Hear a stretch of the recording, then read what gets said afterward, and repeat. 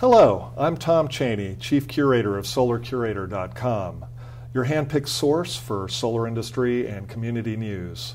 I'm here at GreenTech Media's Solar Market Insights Conference in San Francisco, where I'll be conducting interviews with some of the participants and attendees at the conference. In your presentation today, you provided a lot of data as of the second quarter of 2012 for the U.S. market. What are some of the more, shall we say, unexpected or unusual data or trends that you're seeing in the findings so far to date?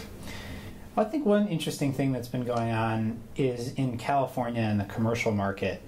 And if you include in commercial, nonprofit and government and schools and things like that, we had this big boom in particularly the public sector projects in California in the first quarter of this year that resulted in a big drop-off in the second quarter of this year. So California, because it's so important to the national market for commercial, in and of itself can result in this quarter-over-quarter downturn in the commercial market. So the funny thing about the U.S. solar market is it's growing quarter-over-quarter, and it's growing year-over-year and everything, but within that it masks a lot of turmoil that occurs at the state level, and particularly in the commercial market from state to state. So we saw a big downturn in the commercial market in the second quarter of this year, but we are expecting to see a recovery there in the second half of the year. Now, moving to the residential side of things, in California specifically, we'll talk about, there seemed to be an interesting trend. It's no secret that third-party financing, the residential leasing programs, for lack of a better term, have just taken off and are dominating market share. But what you've seen in your data is that so far they're not pushing the needle on the overall size of the pie. And why don't you talk a little bit more about that and why that may be happening and what you expect to see moving forward? Yeah, it's this really interesting trend that you see going on, which is that in basically any market where the third-party ownership model is introduced for residential, that model takes off in terms of market share. So in California, in Arizona, in Colorado, you have over 70% of all residential installations now being third-party owned and financed. So it's clearly really attractive to customers. On the other hand, the overall size of those markets and the national residential market is just ticking upwards slightly each quarter. So you don't see this model really expanding the pie overall. And I think there's a few arguments you could make as to why that is. The first could be, as of now, they're just stealing market share. It's the same customers, they're just doing it a different way.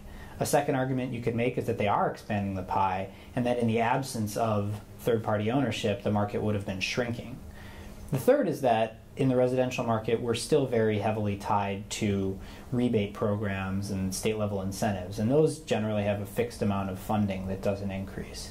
So we're really waiting to see when this third-party residential financing model starts to make a big overall impact in terms of growing the market. I do think it's going to happen. I think it's starting to happen now.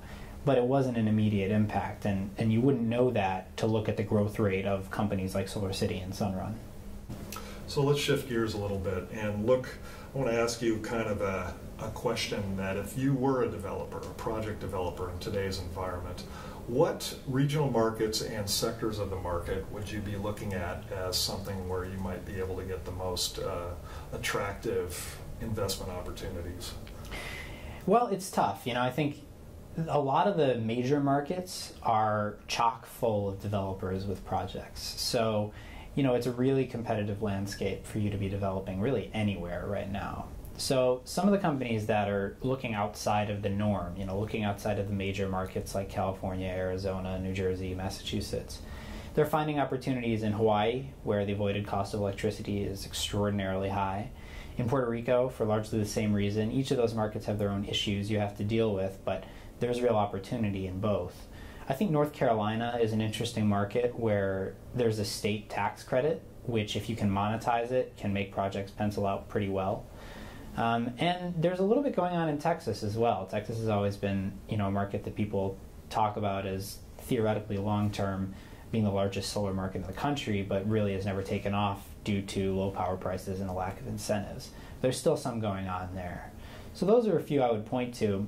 Apart from that, if you're operating in the utility scale market, you're not looking to bid into large utility RFPs or RFOs, because those are fewer and more far between. In addition, they're extraordinarily competitive and bid prices are super low.